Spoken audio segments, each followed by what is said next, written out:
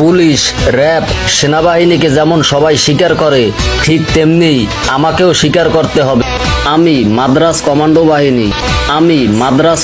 বাহিনী, আমি সার্বভৌমত্ব অলওয়েজ পাশে আছি।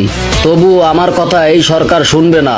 তাই পুলিশ, র্যাব, সেনাবাহিনী, বিডিআরকে সবাই যেমন স্বীকার করে, এই জনগণ যেমন স্বীকার করে, ঠিক তেমনিও আমাকেও স্বীকার করতে হবে।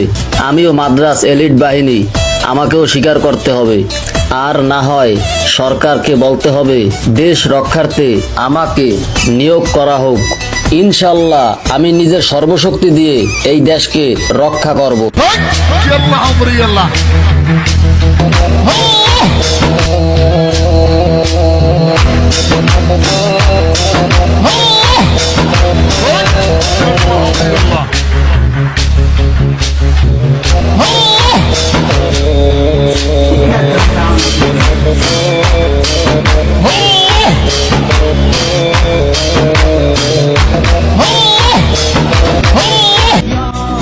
সন্ত্রাসীদের খাতায় আমি ব্ল্যাক লিস্টে আছি। এখন আপনারাই বলেন, আমার সিকিউরিটি দায়িত্ব কে নেবে?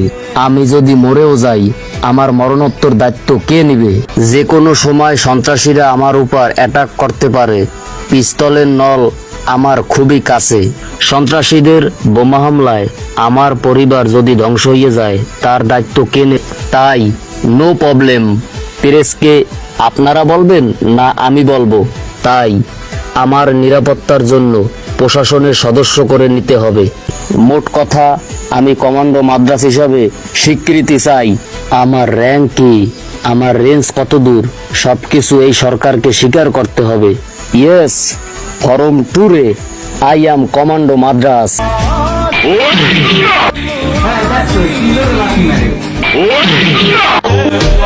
কে বলেছে আমি ভয় পাই না? ভয়ের সাথে যুদ্ধ করাই আমার কাম। আপনারা ময়দানে খেলতে চান? তাহলে আসতে পারেন, নো প্রবলেম। আমি সর্বদা প্রস্তুত আছি। তবে একটা কথা, আপনারা যে বড় বড় লেকচার দেন না, আধা ঘন্টাও টিকতে পারবেন না। তাহলে একটা কথা সেন্সে ঢুকান, আমিও বাংলাদেশের সৈনিক, আপনারাও বাংলাদেশের সরকারি সৈনিক, আর আমিও বাংলার সৈনিক। সরকারি বাহিনীতে যখন ভাত পাইলাম না, তোর মাথা নষ্ট।